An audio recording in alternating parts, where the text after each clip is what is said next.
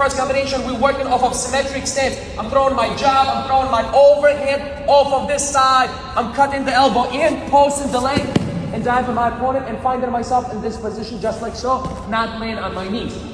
I'm switching my stance, I'm finding myself in an asymmetric stance. I'm throwing an uppercut, a long uppercut with a thumb pointing to me. It is not as powerful as your classical uppercut where the palm is facing me. This is less powerful, yet it's a good way to throw a distraction coming in the vertical action to add a good cross and then apply my shot. It's going to look like this. From a long distance, level change, 1, into the collar,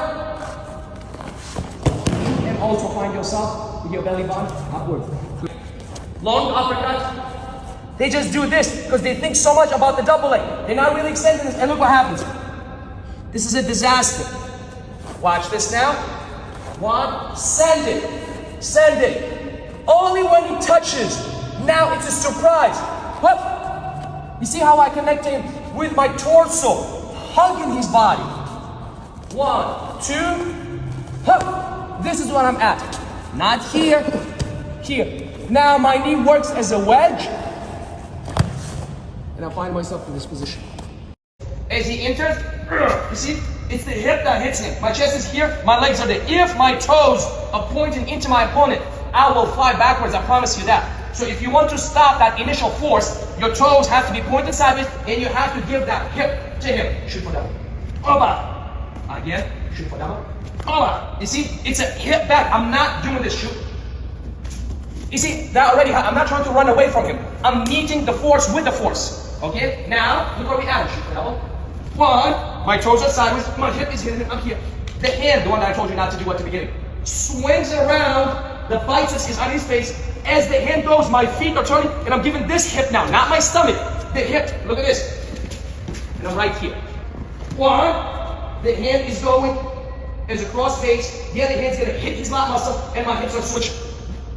Right now, I performed 1, I'm on my spot, and I'm turning. It's relatively easy. We're going to do that at first. However, in a real match, that is not enough. In a real match, there's little micro adjustments. There are little micro adjustments happening. 1, you continue driving. 1, 2, 3, 1, 2, 3.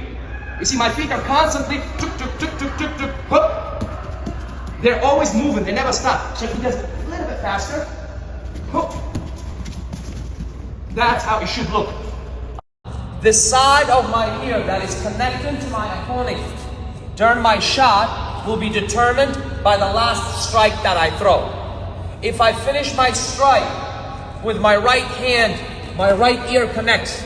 If I finish my strike with my left hand, my left ear connects. This is the highest percentage chance for you to score the takedown, to close the distance. So the fastest way to close the distance using the strikes into the shot is to shoot off of the same side of the punch. Finish my punch with the left, shoot to the left ear. Finish my punch with the right, shoot to the right ear. Are we clear on this? So now let's watch the actual combination. What I'm going to do is I'm going to reach over and kick my leg out to bring my hands underneath his ass. Just like so. Lizard stance, scissor your legs, and your hand pushes him through.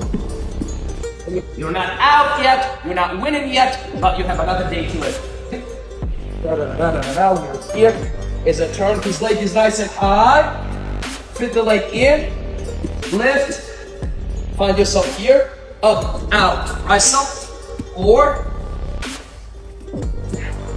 we're here. If you feel this leg is becoming heavy, you dive yourself under here, get this leg lift, out, and rise up in this direction.